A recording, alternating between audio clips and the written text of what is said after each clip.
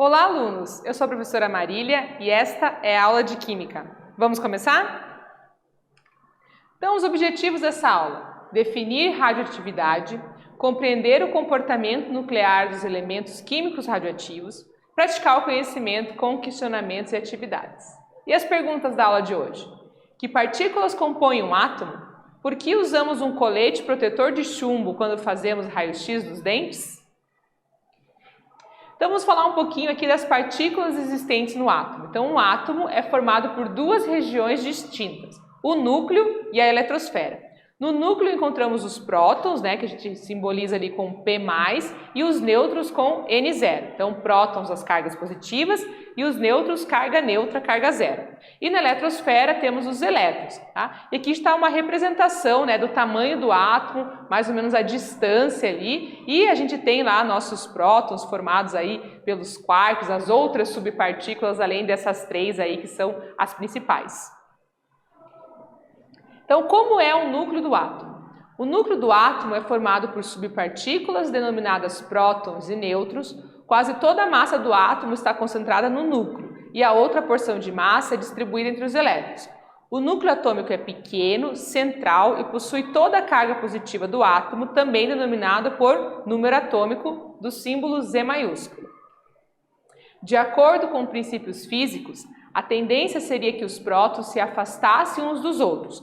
Porém, há no núcleo a força nuclear forte, uma das 4 forças existenciais para a natureza, que as mantém unidos. Desse modo, quanto maior o núcleo do átomo, menos estável ele se torna. Então, essa parte aí é uma ideia bem interessante, Quando a gente está falando sobre os modelos atômicos, a gente chega lá na parte onde a gente vai começar a falar do modelo de Rutherford, quando ele fala que os prótons estão condensados lá no núcleo, eles começaram a discutir esse tipo de coisa.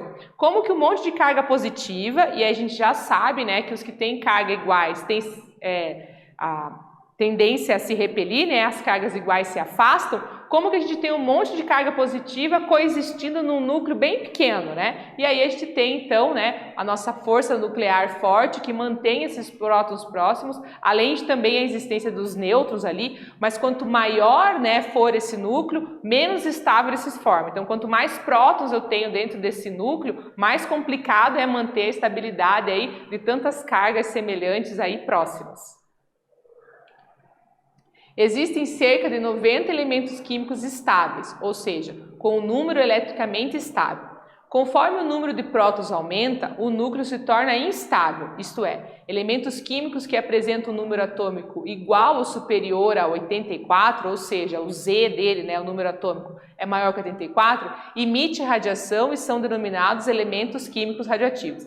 Então, quando a gente tem, esse montão de próton aí nesse núcleo concentrado, num valor aí igual ou superior a 84, a gente começa a ter núcleos não estáveis e aí, para tentar se estabilizar um pouquinho, eles vão emitir aí radiações e a gente chama eles então de elementos químicos radioativos.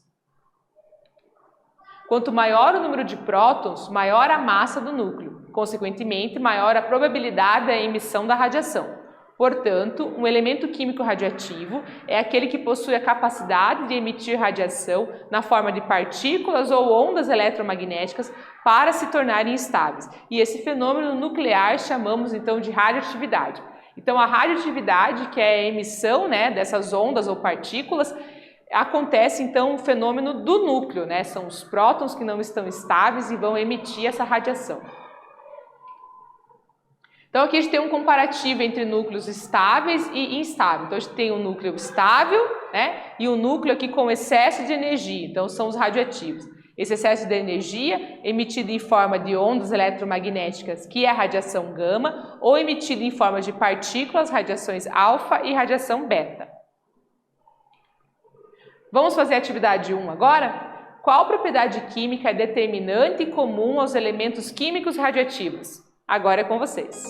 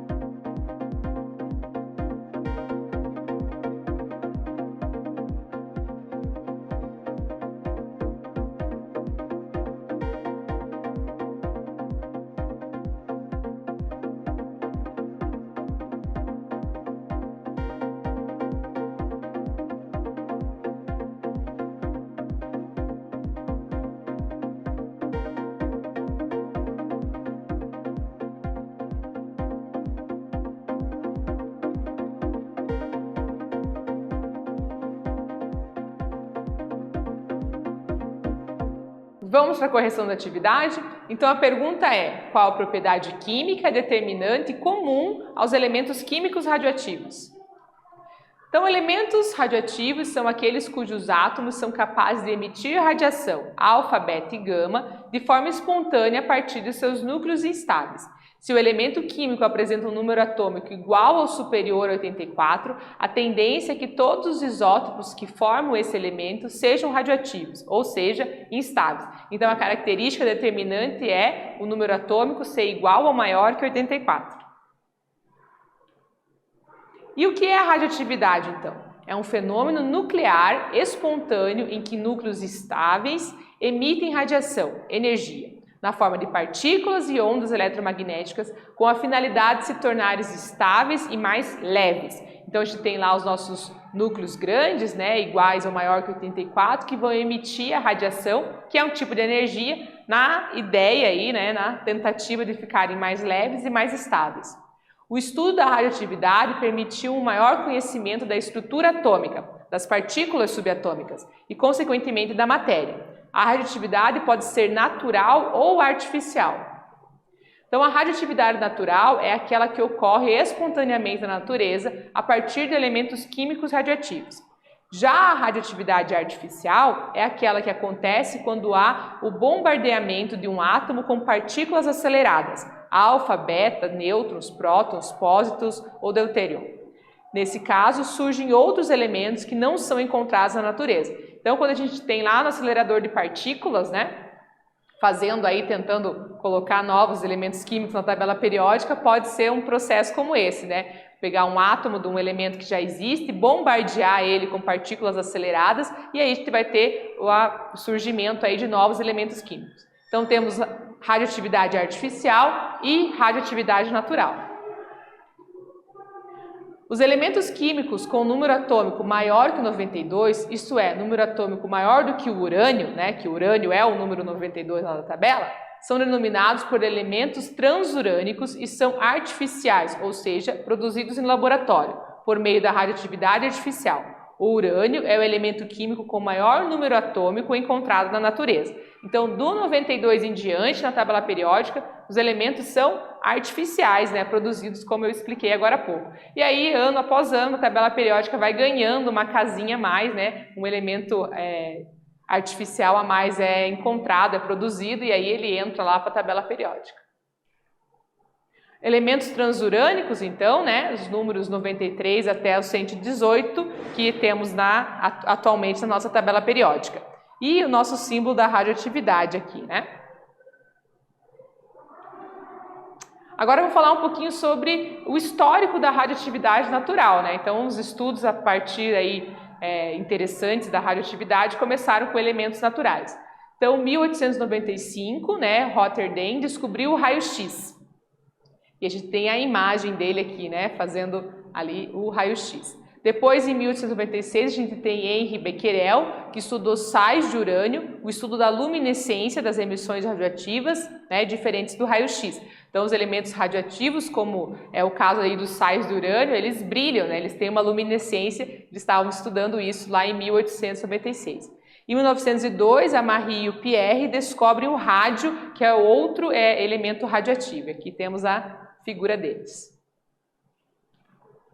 Em 1903, a Marie e o Pierre Curie e o Henri Becquerel dividiram o Nobel de Física ali pelas descobertas acerca da radioatividade. Em 1911, a Marie recebeu sozinha o Prêmio Nobel de Química pela descoberta de outro elemento radioativo, que é o polônio. No ano de 1934, o casal Irene Curie e Frédéric Joliot, que é a filha e o genro, né, da Marie Curie, descobriram a radioatividade artificial por meio do bombardeamento de uma folha de alumínio com partículas alfa. Observaram o surgimento de um novo isótopo radioativo ou radioisótopo, o fósforo 30. Então, nesse momento aí, em 1934, a gente tem aí o surgimento da radioatividade artificial. O experimento realizado por eles comprovou a possibilidade de obter radioisótopos não existentes na natureza, a partir do bombeamento de núcleos estáveis. Então, eles estavam trabalhando, naquele caso, com alumínio, que é um elemento, um núcleo estável, e aí, através do bombardeamento, eles tiveram o aparecimento aí de um isótopo radioativo. Então aqui a gente tem a imagem dos dois e por essa descoberta eles ganharam o prêmio de Química, né, o Nobel de Química em 1935. Vamos fazer a atividade 2 agora? O conhecimento ainda incipiente sobre a radioatividade e seus efeitos atribui ao rádio poderes extraordinários, como a capacidade de ser responsável pela vida, pela cura de doenças tidas como irreversíveis e ainda pelo embelezamento da pele. A partir dessas concepções foram criados cremes, shampoos, compressas e sais de banho com a presença de rádio. O que você sabe sobre os efeitos da radiação? Agora é com vocês!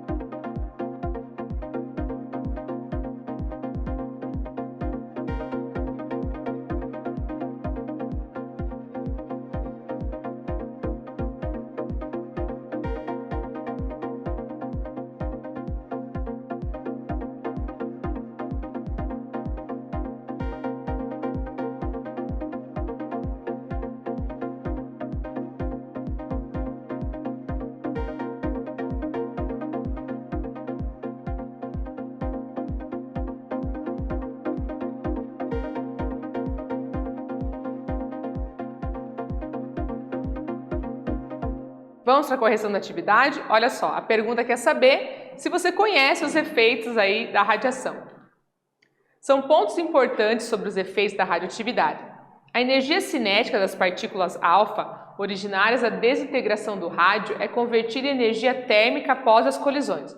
Outro conhecimento importante é que as radiações nucleares provocam ionização, com alteração molecular, formando espécies químicas que causam danos às células. E no começo, lá da descoberta, né, do rádio, dos nossos elementos, como vimos no histórico, né, ainda não tinha todo esse conhecimento acerca das causas, né, ruins para a saúde aí que a radioatividade pode ter. Por isso eles fizeram vários tipos de produtos, né? Hoje a gente tem conhecimento aí dos perigos, mas também a gente sabe grandes benefícios aí da radiação.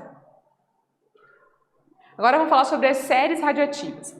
Denomina-se séries, né, ou famílias de desintegração radioativa natural como sendo 3 cadeias de decaimento, que ocorre espontaneamente a partir de núcleos atômicos pesados e instáveis. Ao final do decaimento é originado um núcleo estável. Para as 3 séries radioativas, todas terminam no chumbo, né, que é o 82.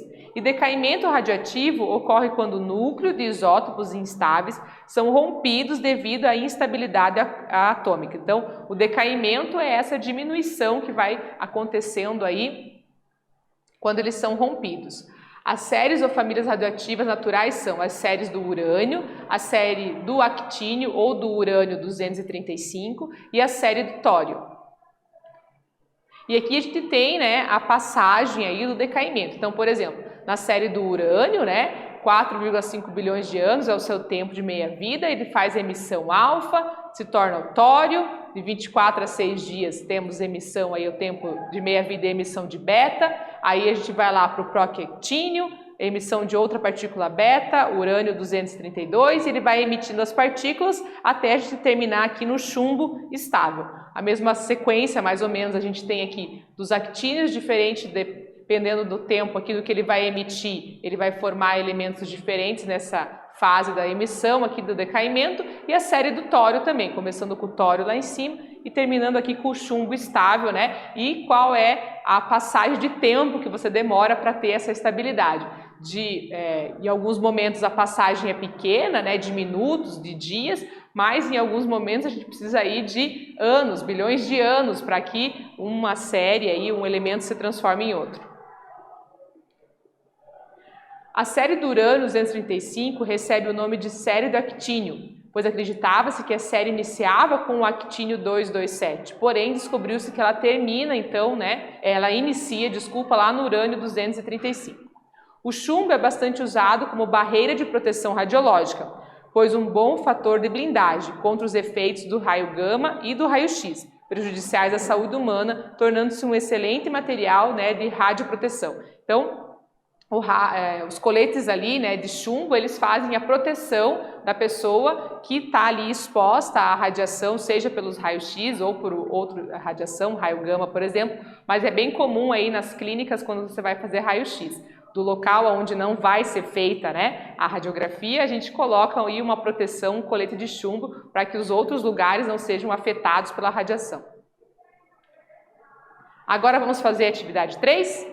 Você conhece alguma aplicabilidade dos elementos radioativos? Agora é com vocês.